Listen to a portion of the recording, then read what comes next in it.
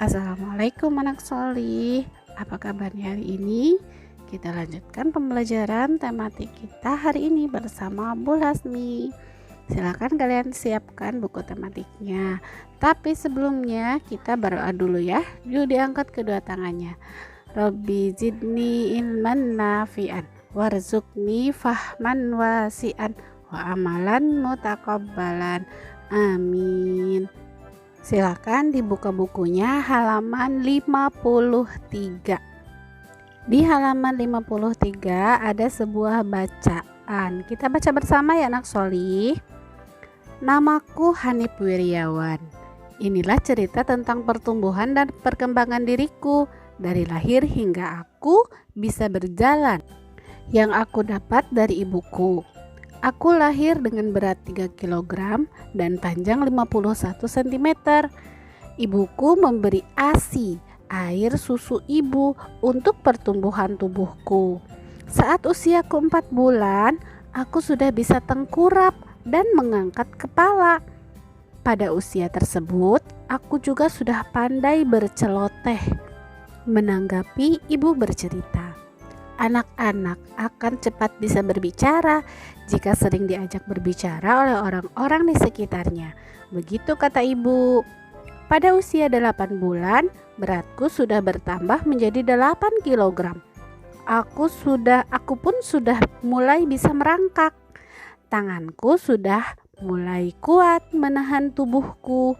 Pada usia ini, aku juga sudah bisa belajar memegang sendok sendiri saat diberi makan oleh ibu. Namun, untuk memasukkan makanan ke dalam mulutku, tentu masih perlu bantuan ibu. Selain ASI, ibu juga memberi makanan tambahan yang lunak agar aku tidak tersedak. Menurut ibu, aku anak yang cepat berkembang. Pada usia 9 bulan, aku sudah mulai bisa mengangkat tubuh untuk berdiri dengan bantuan kekuatan tanganku. Melihat aku yang sudah bisa berdiri sendiri pada usia 10 bulan, ayah dan ibu mengajakku berjalan dengan memegang kedua tanganku. Aku akan melompat-lompat gembira dan bergerak seolah-olah aku sudah bisa berjalan sendiri. Pada usia 11 bulan, aku pun bisa berjalan sendiri, selangkah demi selangkah. Pada usia 12 bulan atau 1 tahun, aku sudah bisa berjalan sendiri. Beratku pun saat itu sudah 11 kg dan tinggiku 76 cm. Begitu ya, cerita tentang Hanif Wiryawan. Jadi itu cerita Hanif dari bayi sampai dia bisa berjalan. Nah, kalian juga pasti punya cerita-cerita yang berbeda ya. Nah, kalian bisa menanyakan kepada ibu kalian tentang perkembangan kalian ketika masih bayi sampai kalian bisa berjalan sendiri atau sampai sekarang. Dan tentu saja cerita dari setiap kalian pasti akan berbeda-beda, dan kita harus menghargai setiap perbedaan dari cerita-cerita teman-teman kita.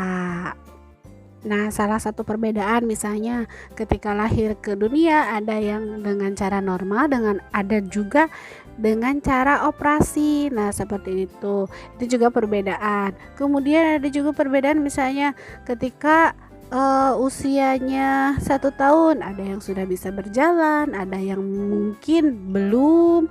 Nah, itu juga perbedaan. Tapi perbedaan seperti itu tidak apa-apa ya, tidak usah dijadikan sebagai pertengkaran karena itu sudah lalu ya.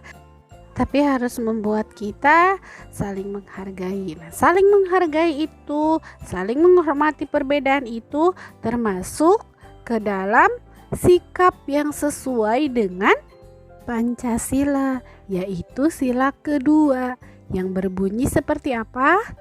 Kemanusiaan yang adil dan beradab. Sila kedua dilambangkan dengan rantai emas seperti di gambar ya, coba kalian perhatikan. Nah, selain itu, selain kita menghargai perbedaan, menghormati perbedaan, kita juga harus saling membantu teman yang kesulitan. Ya, karena perbedaan itu, misalnya ada seseorang teman kita yang dia tidak pandai bahasa Inggris, tapi kita pandai bahasa Inggris. Nah, kita bisa membantu mereka mengajarinya. Kemudian ada teman kita yang kesulitan misalkan dalam berhitung. Kita juga bisa membantu dia, mengajarinya seperti itu ya. Nah, itu juga termasuk ke dalam sikap yang sesuai dengan sila kedua Pancasila. Saling menghormati, saling menghargai, saling membantu teman yang kesulitan, itu termasuk sikap yang sesuai dengan Pancasila, yaitu sila kedua. Semoga Allah selalu memudahkan langkah-langkah kita untuk bisa menjadi orang-orang yang selalu menghormati, menghargai perbedaan, kemudian juga untuk saling membantu teman atau saudara kita yang kesulitan. Sekian pembelajaran tematik hari ini, semoga bermanfaat.